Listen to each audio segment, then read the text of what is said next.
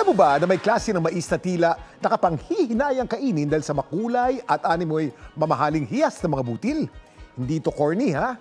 Ito'y tinatawag na glass gem corn o kilala din bilang Indian o calico corn. Isang klase ng mais na sa North America nang gagaling.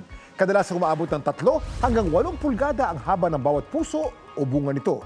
Nagmula ang mais na ito sa magsasakang si Carl Barnes nang makipagpalitan siya ng iba't ibang buto sa ilang magsasaka.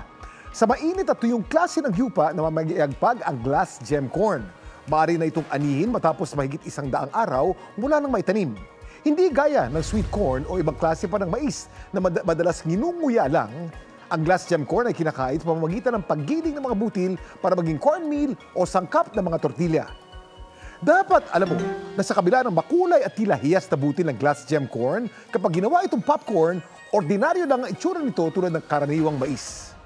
Yan ang dapat alam mo.